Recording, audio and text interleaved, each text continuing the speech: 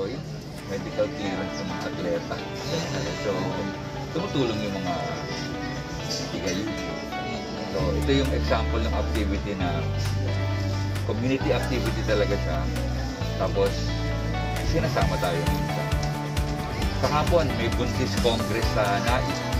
Yan, ang hal ng barangay, barangay health workers, saka representatives ng mga homeowners association kasi maraming relocation sites.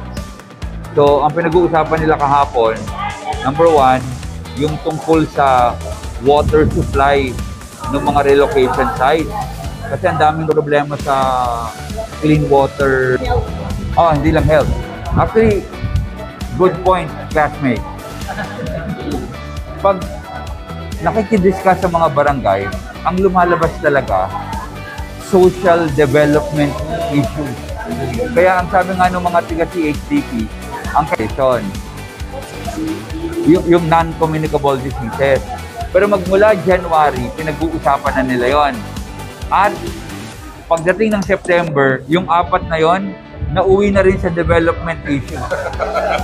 Kasi yung nutrition, napupunta na rin talaga sa kabuhayan. Yung, di ba, yung NCD, napupunta na rin talaga sa healthy lifestyle.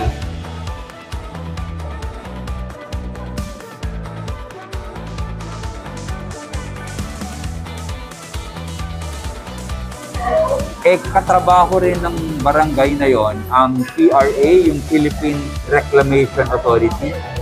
So meron silang collaboration. Yung barangay, yung RHU, yung... Walang ambulansya, makakahiram ba ako sa kabilang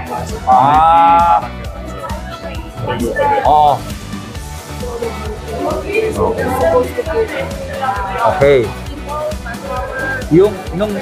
Nung ginagawa yung MOA, ang total length of time para ma-finalize yung MOA, siguro mga 3 buwan.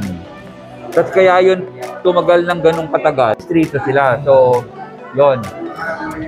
Tapos, nung nag-usap-usap, ano ba yung gagawing layunin nga siya? Ngayon, intentional yon. Kasi napansin ng CHDP, na may ibang institution, pag nakita mo, ang pangunahing ipinopronta ng school, yung estudyante. Makakakita ka nga na nagpa-training ang estudyante, ang nakapirma sa certificate, estudyante lang. Di ba? O kaya meron silang mga binigay na poster na donated by the students lang eh. So dito hindi. Kunyari, sir ng decentralization kasi is oversight. So, different entities can work more independently. Parang yung quality assurance component mawawala kasi magkakaiba na eh.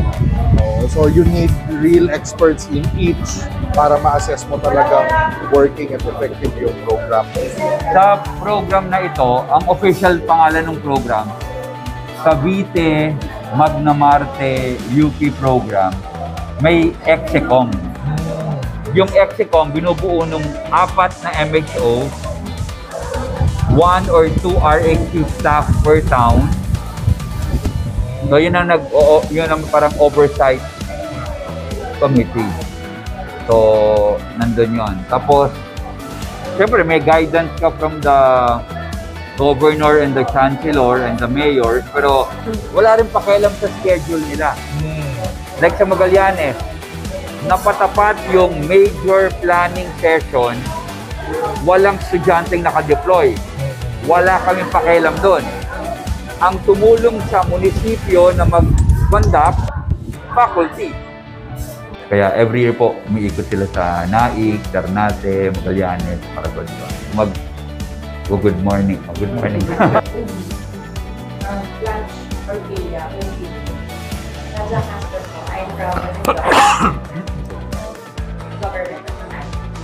So, ako po yung Teacher ni Alice. and the other nurses po nasa field like kasi guys ko immunization din so mga bata sa mga kaya ngayon po ako yung may dito. Welcome po dito. Ulo, di ba? Kanya rin yung saan ba? Sa Ternate, meron silang PhilPen sa Ternate. So, ang ginagawa ngayon ng residente sa Ternate, tumutulong sa PhilPen implementation. Hindi siya nagpapatawag ng sariling meeting para pag-usapan ho natin ng ano bang problema dito. Kasi magagalit sa kanya yung kapitan. Bakit natin pag-uusapan ano problema? Yun nga ang problema namin, ginagawa na nga namin ng solusyon. Meron din po. Alis po ba kami dito? Kami dito sa barangay na ito. Meron din po So kami. kayo pwede kayo nagpo-post-post doon?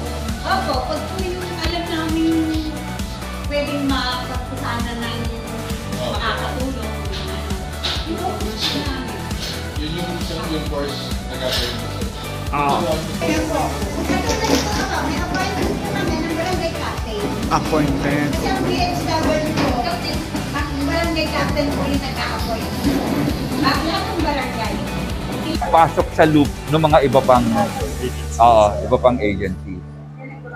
Kasi baka minsan kasi sa experience namin, pag hindi sila nadadamay talaga,